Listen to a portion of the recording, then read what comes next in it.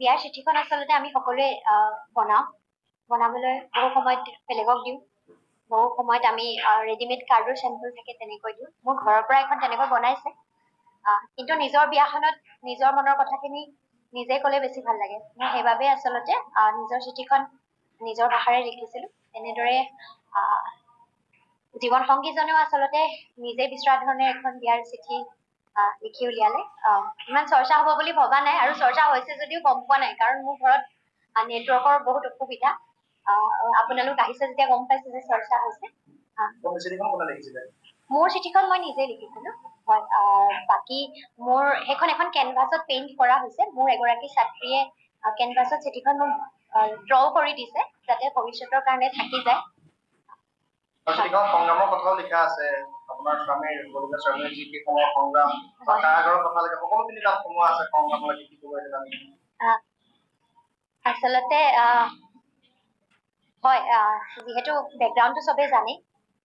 তেওঁ জেলত আছিল 7 মাহ UAPৰ অধীনত এতিয়াও কেছ ছেটল হোৱা নাই এতিয়াও কেছ ছিগা নাই কোৰ্টলৈ গৈ থাকিব লাগে ইনফেক্ট বিয়াৰ প্ৰায় কেইদিনমানৰ আগত তেওঁ কোৰ্টত হাজিৰ হ'ব লগা হৈছে আৰু মোৰো তেনে এটা অতীত আছে যে ৰাজনৈতিকভাৱে যথেষ্ট সক্ৰিয় আছিলোঁ বৰ্তমান চাকৰি কৰি আছো যদিও সেই সংগ্ৰামী মনটো যুঁজিব খোজা মনটো একে আছে সেইখিনি কথাও সেইকাৰণে নিজক যিহেতু বিয়াখন নিজক আমি প্ৰতিফলিত কৰাকৈ আচলতে কথাখিনি প্ৰকাশ কৰিবলৈ বিচাৰিছোঁ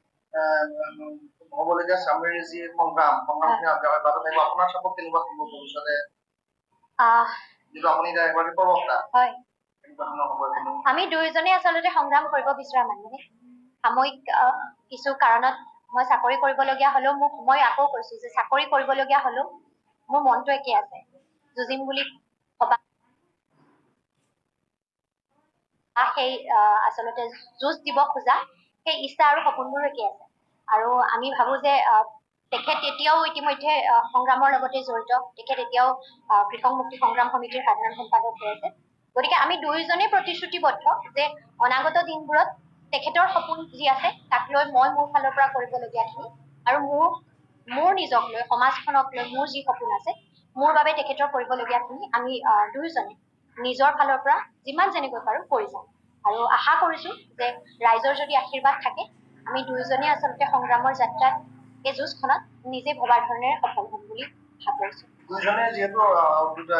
সংগ্ৰামৰ লগত আছিলে বা দুফালে সংগ্ৰাম কৰিছিলে যদিও ৰাস্তা বেলেগ বেলেগ আছিলে সেইখিনিৰ পৰা এইখিনি যে পৰ্যায় পাইছেগে আচলতে ক'বলৈ গ'লে মোক বিয়াৰ কাৰণে ঘৰৰ পৰা এটা জোৰ পৰা পৰ্যায় পাইছিল বয়স হৈছে PhD কৰিও শেষ হৈছিল সেই সময়ত আৰু ঘৰৰ পৰা সকলোৱে বিচাৰিছিল যে তই জীৱনত যি কৰ মোৰ মায়ে দেউতাই মোক জীৱনত যি কৰ সকলোতে বহুত ছাপোৰ্ট কৰে সকলোৱে বহুত ৰাজনৈতিকভাৱে এক্টিভ হ'লেও মোৰ মা দেউতাৰ সম্পূৰ্ণ সহযোগ আছিল সকলোৱে মোৰ পৰা বিচাৰিছিল যে জীৱনত যিয়ে নকৰক বিয়াখন পাতি ল অন্ততঃ এতিয়া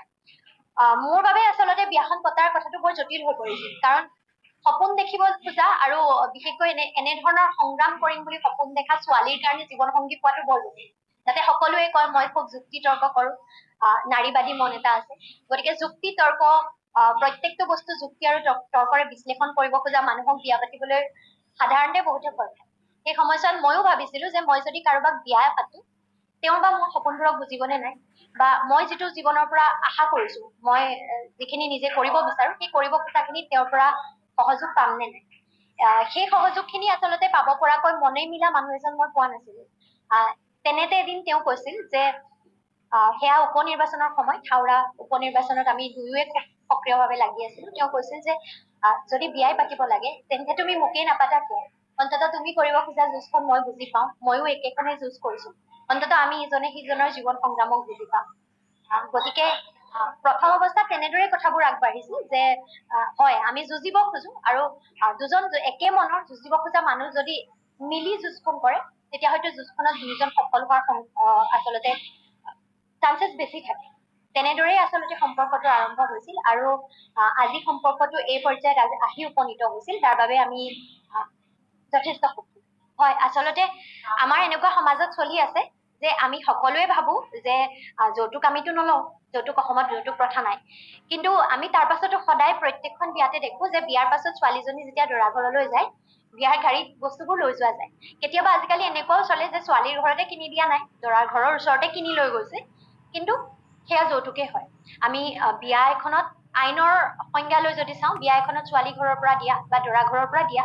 যিকোনো বস্তুৱে গুৰুত্বপূৰ্ণ যাত অৰ্থবহ বস্তুৱে আচলতে যৌতুকতে পৰে। গতিকে মই মোৰ ফালৰ পৰা এই কথাটোত স্পষ্টকৈ আৰম্ভণিতে মোৰ ঘৰতো কৈ দিছিলো আৰু তেখেতে তেওঁৰ ঘৰতো কৈ দিছিল যে আমি দুয়োৱে বিয়াত মই ছোৱালীজনীহে ঘৰখনলৈ যাম। মোক যদি ভাল পায় মোকহে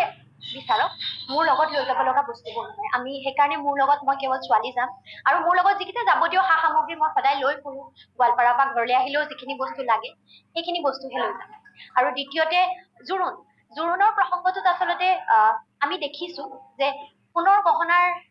নামত আজিকালি মানুহবোৰ সৰ্বশ্ৰান্ত হৈ যায়। সোণৰ নেকলেছ এডাল বনোৱাৰ যি খৰচ, এইবোৰ সৰ্বশ্ৰান্ত হৈ যায়। গতিকে মোৰ দাবী আছিল যে মোক দৰা ঘৰৰ পৰা জোৰোণত দামী দামী সোণৰ গহনা নালাগে। অৱশ্যে তেওঁলোকে একেবাৰে এপদো নিদিয়াকৈ বিয়া পতা নাই, কিন্তু দুই এপদ বস্তু মোৰ নিজৰ পিতৃ মাতৃৰ সৰুৰে পৰা থকাও। এতিয়া ধৰক মই এটা চেইন এডাল পিন্ধি আছো,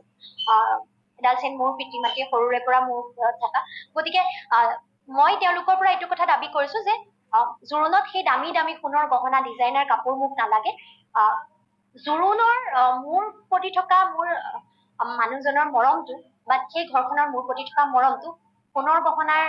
নেকলেছৰ চাইজ, সোণৰ পৰিমাণ বা কাপোৰৰ দামেৰে অন্ততঃ নিৰ্ণয় কৰা নহয়। তেওঁ মোক ভৱিষ্যতে মোৰ সপোনবোৰ সফল কৰাত কিমান সহায় কৰিব আৰু মোক কিমান আগবাঢ়ি যোৱাত সহায় কৰিব, মোক কিমান মৰমত ঘৰখনে ৰাখিব, নিজৰ কৰি ৰাখিব নে নাই, এইবোৰেহে মোৰ পৰিয়ালে আচলতে সম্পৰ্কটো গুৰুত্ব দিব। আৰু ঠিক একেদৰে সেই মই ঘৰখনৰ যিখন ঘৰ মোৰ নিজৰ হবলগীয়া ঘৰ কাইলৈৰ পৰা, সেই ঘৰখনেও আচলতে মই লগত লৈ যোৱা বস্তুবোৰ কেতিয়াও বিচৰা নাই। মই যাম, মোক সেই ঘৰখনে তেওঁলোক যিদৰে থাকিব, যেনেদৰে খাই শুৱে থাকে, মই সেইদৰে থাকিম। জ্ঞানশ্ৰীৰ বিয়াৰ লগতে চৰ্চিত হৈছে বিয়াৰ চিঠিখনো। বিয়াৰ জোৰোণ আৰু যৌতুকৰ সন্দৰ্ভত জ্ঞানশ্ৰীয়ে ব্যক্ত কৰিলে মনৰ অনুভৱ। আৰু কেনেকৈ আৰম্ভ হৈছিল জ্ঞানশ্ৰী আৰু বিতু সোণোৱালৰ প্ৰেম, সকলো কথা ব্যক্ত কৰিলে জ্ঞানশ্ৰীয়ে। নিউজ ডেস্ক ৰিপৰ্ট, দৈৰতি অসম।